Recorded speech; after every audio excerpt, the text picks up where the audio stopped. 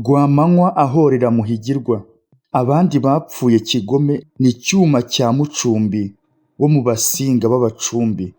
Nyuma Cyuma uwo yahorewe Nyamashaza mukuru wa Nyirayuhi. Nyamashaza uwo yari yarahawe urugo rw'Ibweramvura bwa Kabuye ka Jabana. Abatware bamutwariraga urugo rw'i Kigali n'Indongozi na Sahaha nabo baramuyoborerwa. Uwo Cyuma rero yari umwe mu bari bashinzwe urwo rugo na nyirarwo. Haciye iminsi myinshi yagera nko ku myaka 2, umugaragu wa Muhigirwa witwa Rwamanywa agira igitekerezo cyo kwica Nyamashaza ngo ahorere shebuja. Akora ku bandi bagaragu ba Muhigirwa bari baturanye, abwira nabe bagaragu aruzi ko ari abayoboke be kandi ari n'abagabo nyabagabo. Abwira na bamwe mu nshuti ze zimukomeyeho.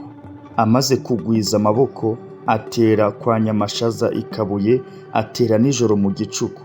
Icyo gitero kiza bucece ku buryo bwa kijura, bica Nyamashaza batwika urugo rwe, igikuba kiracika. Abantu barahurura. Benshi mu bahururiye Nyamashaza bagwa mu gico cy'igitero cya Rwamanywa. Bamwe barakomereka barimo Ndongozi, abandi barahagwa. Nyuma ingabo za Rwamanywa zimaze kurangiza umurimo wazo zirigendera, ndetse abatatu bari bafatanije nawe cyane nabo bari abagaragu ba Muhigirwa baracika.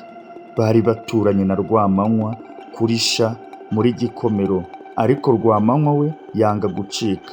Iyo nkuru y'urupfu rwa Nyamashaza igera kuri murumuna we Kanjogera, atumira abatware bari bashinzwe urwo rugo na nyirarwo, babazwa impamvu yabateye kutamurwanaho kandi ari cyo bari bashinzwe.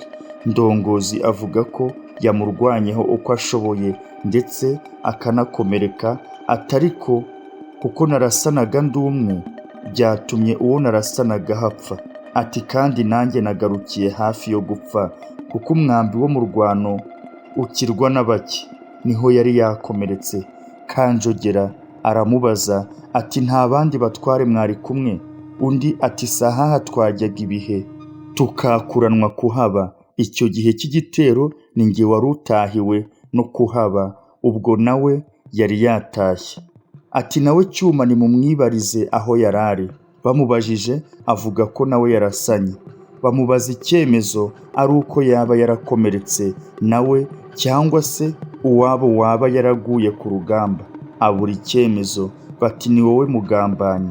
Kanjogera aramutanga arapfa. Hashize amezi make wa mugabo Rwamanywa wishe Nyamashaza ajya ibwami, abwira Kanjogera ati numvise ko wababajwe na Nyamashaza mukuru wawe kandi ukaba wifuza kumenya uwamwishe, none ikinzanye ni ukumukubwira.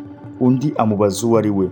Ati ni nge wamwishe nkorera databuja Rutiruka y'impunzi wishe ukantera irungu.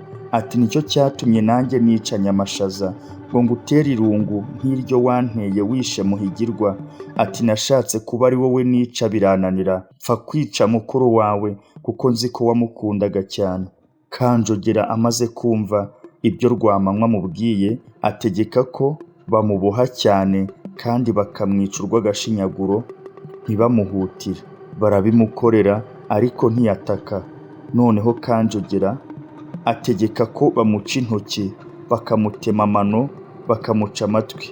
Nabyo barabimukorera. Arababwira aterega ibyo munkorera ntibimbabaje nk'uko nababajwe na Muhigirwa. Ati naje kubwira Nyirayuhi ko ari nge wishe Nyamashaza, nzi neza ko ankorera bene ibi, ariko nibura abantu bakamenya ko nahoreye databuja.